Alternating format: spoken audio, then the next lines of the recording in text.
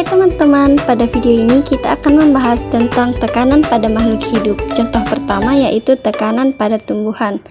Bagaimana sih air bisa naik tumbuhan dan apa hubungannya dengan tekanan? Air dapat mengalir naik ke tumbuhan melalui jaringan silem yang dipengaruhi oleh tekanan. Ada beberapa proses utama yang berkaitan dengan bagaimana air bergerak dari akar ke daun. Salah satunya yaitu tekanan akar. Tekanan akar adalah fenomena di mana air didorong dari akar ke bagian atas tanaman.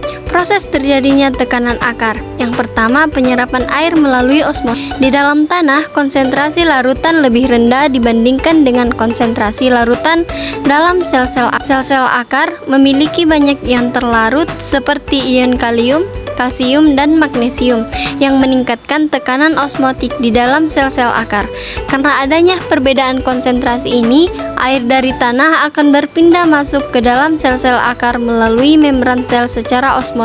Adalah proses difusi air dari area dengan konsentrasi larutan rendah ke area dengan konsentrasi larutan tinggi melalui membran semi permeable.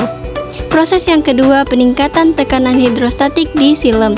Setelah air masuk ke dalam sel-sel akar, air tersebut bergerak melalui jaringan-jaringan akar menuju silem.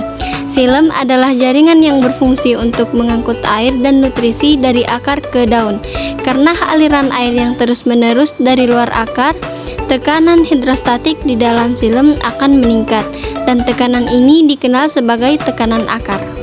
Kemudian pada contoh kedua yaitu tekanan pada manusia, yaitu proses darah mengalir ke seluruh tubuh. Dan apa sih kaitannya dengan tekanan? Hubungan pertama yaitu hukum Bernoulli dengan aliran darah. Hukum Bernoulli dalam fisika fluida menyatakan bahwa dalam suatu aliran fluida yang ideal, peningkat akan menyebabkan penurunan tekanan, dan sebaliknya.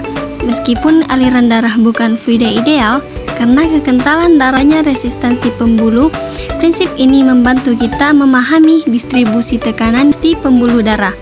Di arteri besar dekat jantung, kecepatan darah tinggi dan tekanan juga tinggi.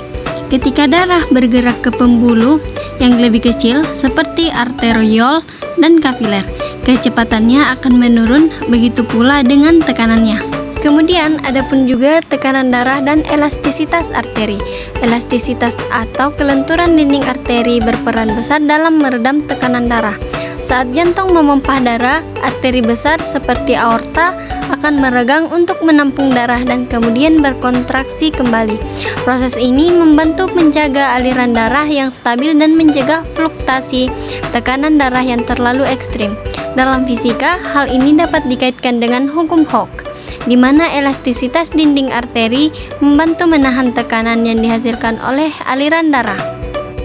Oke teman-teman, sampai di sini saja video untuk materi tekanan yang terjadi pada makhluk hidup. Sampai jumpa.